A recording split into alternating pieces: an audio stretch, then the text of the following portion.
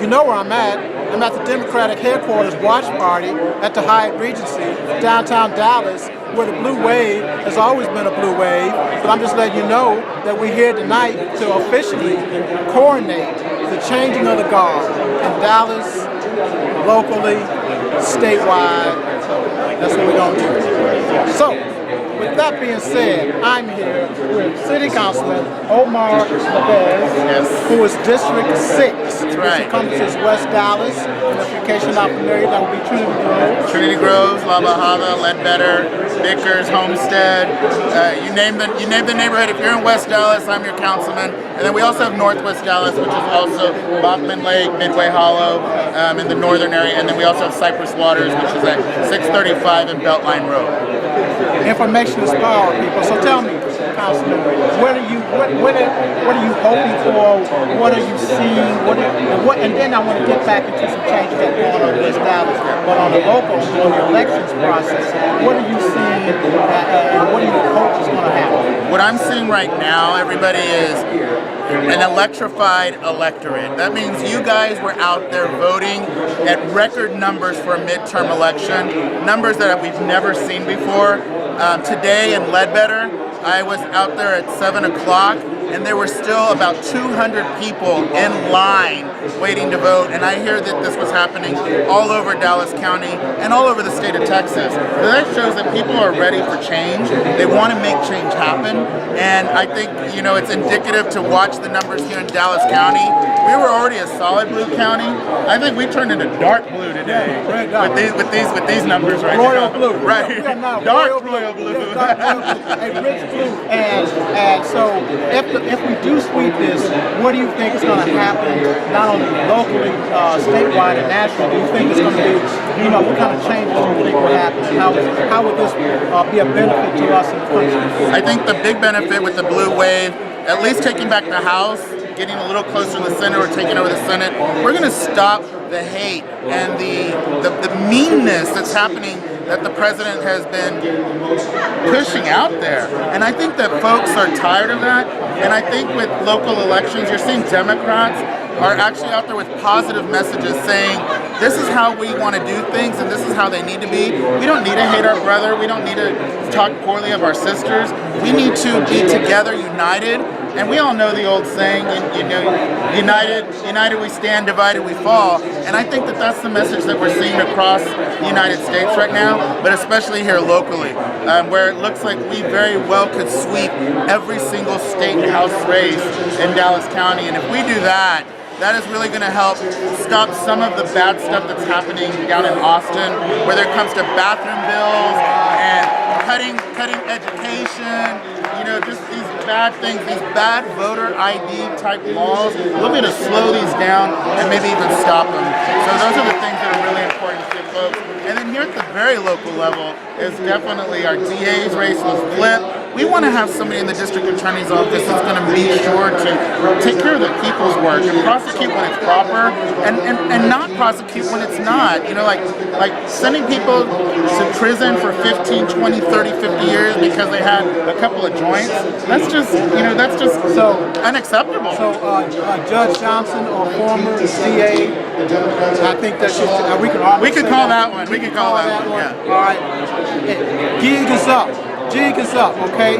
That's what we've been saying. It's not following the masses, it's following the right path. That's right. You know, nobody in here is following the wrong path. That's what we're about. So congratulations to Judge Cuso. And I'm going to give you a few minutes, a couple of minutes, to say what's going on in your district, District 6, what changes are going to be going on, what are you wanting to do, and how is this thing going to be facilitated? Yeah, sure. So the biggest thing happening right now in District 6 is that I'm working on and fighting for is affordable housing. I call it workforce housing. So we've got to put some new homes in the area, and we've got the space to do it. But what I'm actually working on is making sure that we have a good percentage of the homes that'll be for regular folks like you and me that is just affordable. You know, we're not talking about 30% and less of AMI, but we're talking for that middle class person, police officers, nurses, teachers, those folks that are making between, you know, $45,000 and $80,000 a year as a household, that you can also have a piece of the American dream. And that's what we've got started in West Dallas going forward. We already had our first zoning case happen with this new housing policy. So I'm really excited about that. Some other things that we're working on is bringing new businesses. We just finalized an Amazon deal for a distribution center, not the HQ2, not the big headquarters, but a distribution center. And it started out being only 1,500 part-time jobs, and we ended up negotiating, and I was able to get it to be 1,500 full-time jobs with benefits, as well as making sure that the minimum wage would be $15 an hour, and that folks who are formerly incarcerated get a percentage of those jobs as well as this is unprecedented in Dallas, was that on top of that 35% of the hiring would have to be local. So that means that we're going to put companies into West Dallas, and they've got to hire Dallasites, people from Dallas, and give them a living wage. And that's what it's all about. I'm going to be in touch with you on that. Definitely. What do you want? Veto? We're going to just we're going to do something with Trump. We're going to at least put him in his place a little bit. Keep that stuff going on here in West Dallas. Democrats. Colin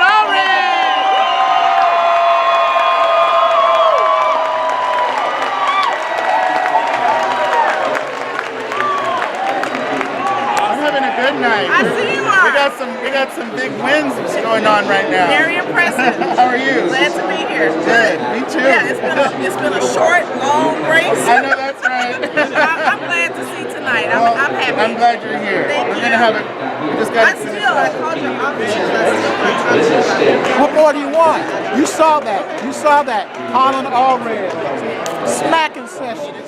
He needs to be smacked since we don't listen very well. According to Pete Sessions, we don't listen very well. So that's what's going on. And listen up. We're not talking about a blue wave to come in and just take over everything and just change everything and go into impeachments and going to all that.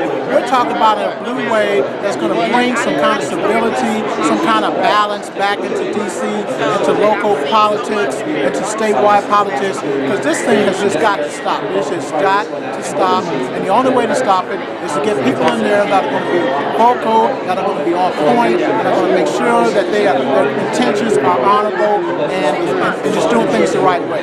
So that's what this is all about. That's why we're here. That's why we're here. On the second screen to get local, not Houston, but local Dallas news.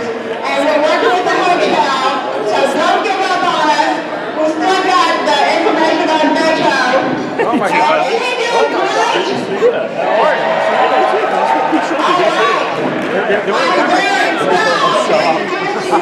I like it. Denise Johnson,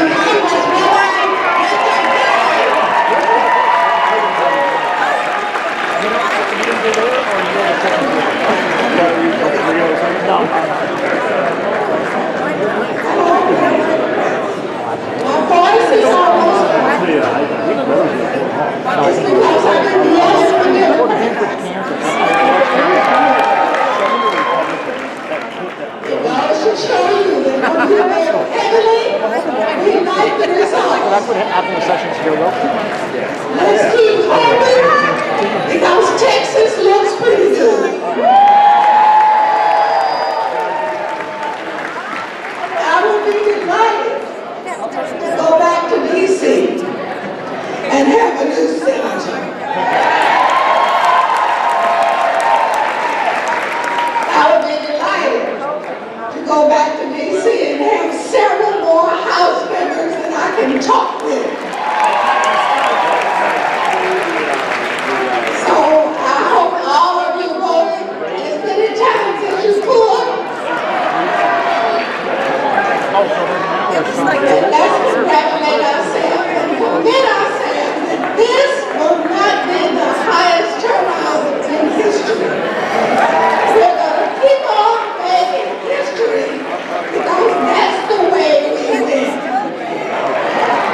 And in Texas, we're supposed to be winning. We want that to be a fact. So congratulations to all of the Democrats here in the world. And keep in mind, the job is not over. We have to keep on working because we must keep on winning. The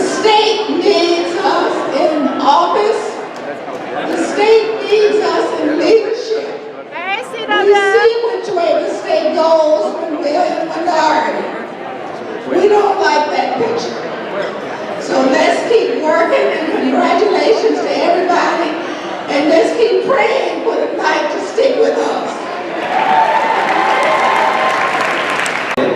James Belt. James Belt. Go ahead, man. Tell them about the paper. Tell them about everything. Why we here at the headquarters. Why you here. Tell them about what's the history of the news. Just tell them. The paper started in 1986. My grandfather started it. We're one of the oldest African American papers in Dallas. We have great content every week. Every week. Great editorial, great perspective. You ought to pick it up, support us when you get opportunity, and advertise too as well. Your dad would be very proud of you. Your father would be very proud of you. All right, because you're living up your mom, you're taking the traditions. That's why I'm saying. He said, I don't have anything to say, but that's wrong. It's the black media, it's our black newspapers. That's what's keeping our community close and keeping our community grounded. It's your paper that's keeping the church community. So you got a lot to say. Appreciate you. Thank you very much. You still do.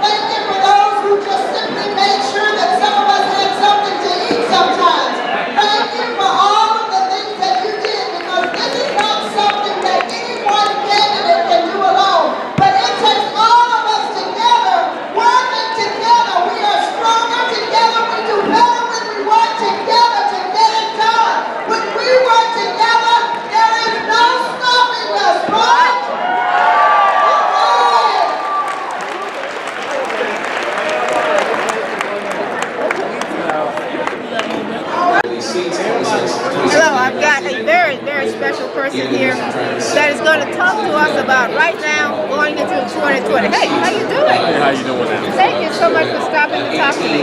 So, what is this grandiose idea you're getting ready to tell us? Actually, currently, my name is Michael Jones. I'm actually running. I'm judge-elect for Justice of the Peace Court, Precinct 4, Place 1, and I'm looking to make some good changes here in the lower level courts for the Justice of the Peace courts. One thing is, of course, to bring technology improvements to the courts itself to kind of reduce a lot of paper and clutter that's at the courts.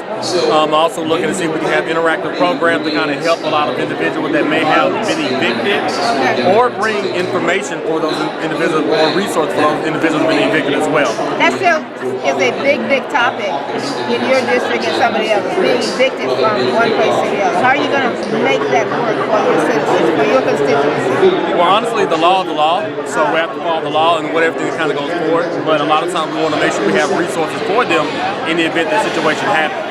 But also, I want to go ahead and crack down on a lot of landlords who are wrongfully evicted. Thank you very much. That's one of the things that I'm pushing. Thank you. And that's one of the, because we have a lot of slum landlords, we have landlords that live in other states. Right. We have I don't really think we have a handle on it. What do you think? Well, we gotta pretty much buckle down on a lot of those individuals. Of course, it's out of state. Usually, if they're out of state, they still have somebody in state, whether it's a registered agent or somebody who's managing their property. But really holding them more accountable for it.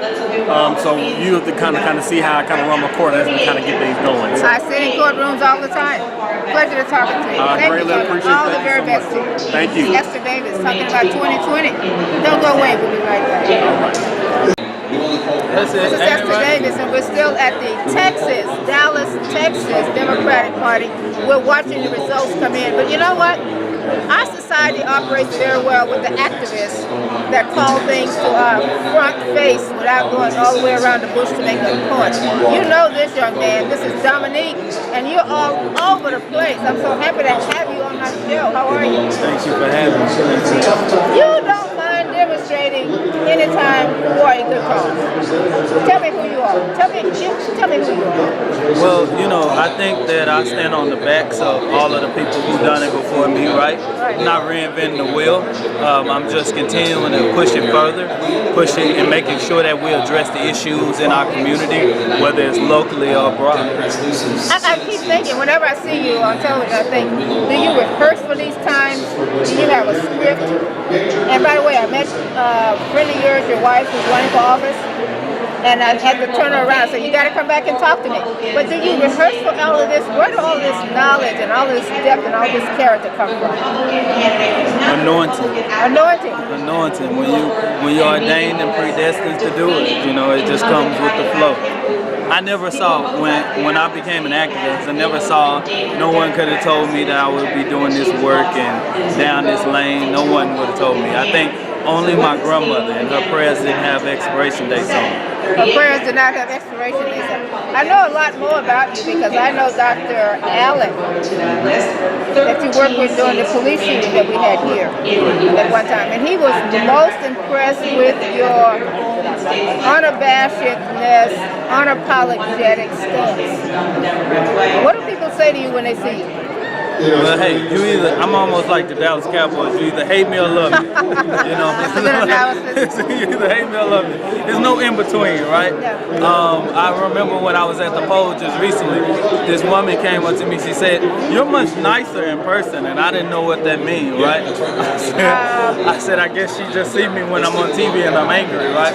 But and I have to ask these questions because I got this judge standing here with me. Oh yeah. Do judges like you? Hey, I have a great relationship with the ones that understand true criminal justice reform. Right. Judge Mays know those things. Judge Mays. The only ones I have a problem with is the ones that don't want to lock our people up, and I have to sit behind their court in the back. In the back room. In the back room and stare. And stare at them, right? Yeah. That's What do you have to say to that, Judge? Oh, I'm not sure about that, but I know that criminal justice reform is something that I'm very interested in. It's something that I think is very important for our community in general. It's so important that we have judges that say, I'm very interested in reform, that magic word.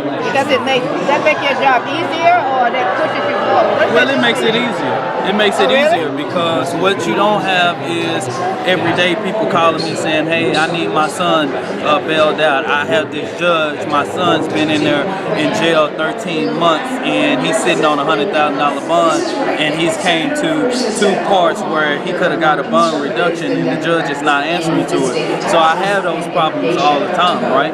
So it's great when you have judges that understand that and understand that the criminal justice system, and especially during that part when they're in jail, that part is for them to be able to put the best case that they can do to whatever is levied against them, that they can clear their name or whatever, allow the law of the land to prevail. So what do you say to a judge?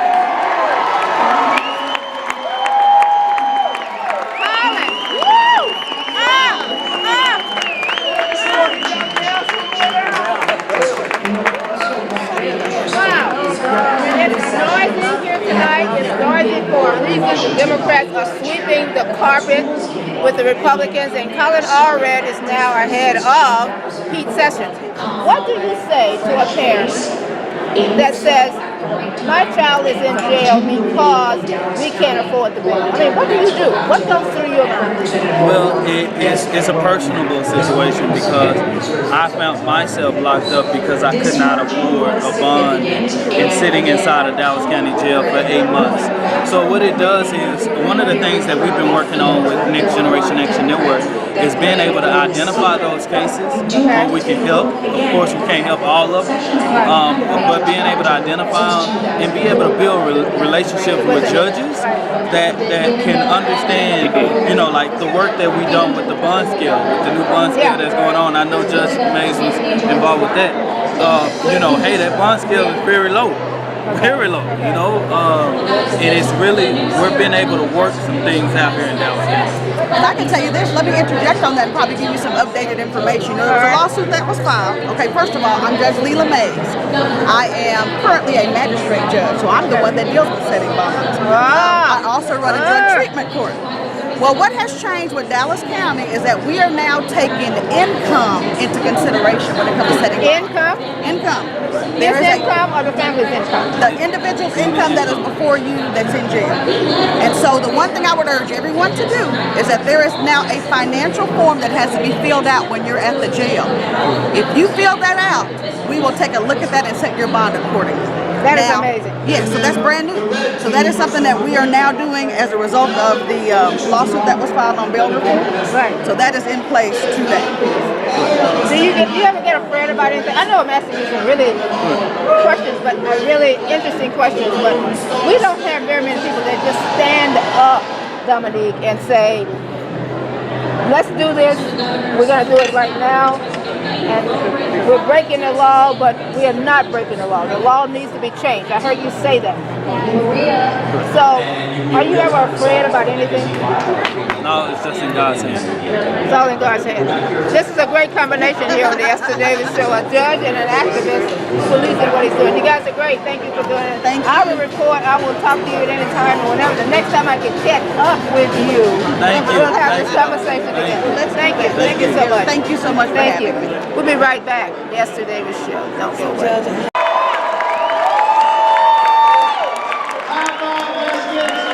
Treatment for drug offenders instead of the penitentiary. Straighten up that conviction integrity unit and start getting some folks out of prison if they don't belong there. How about instead of fighting bail reform, we agree with the ACLU that we're violating? How about no longer sending people to the penitentiary because they didn't pay their fees? How about making sure that if you're poor, you don't get ripped off by the criminal justice system? It's time for real criminal justice reform in Dallas County. We're going to deliver. I've given you all point by point all along the way. I've written, I've posted it, we put it in our newspapers. Oh, by the way, I sent it to the Morning News, but they rejected it. And by the way, they didn't endorse me, remember that? Guess what? My opponent didn't even show up, and I couldn't get the endorsement. But anyway, we're going to get some real criminal justice reform in Dallas County. And we're going to do just like we did with those drug courts. We're going to show everybody how it's done right. And we're going to take it to the next level. And we're going to take it to the next level in the next county, in the next state, and the United States. And we're going to bring true criminal justice reform that people can count on, that makes the community safe, that gets rid of disparity in arrest and sentencing. We're going to wipe the slate clean. We're going to start all over. We're going to get this done right. We're going to start it right here in Dallas County.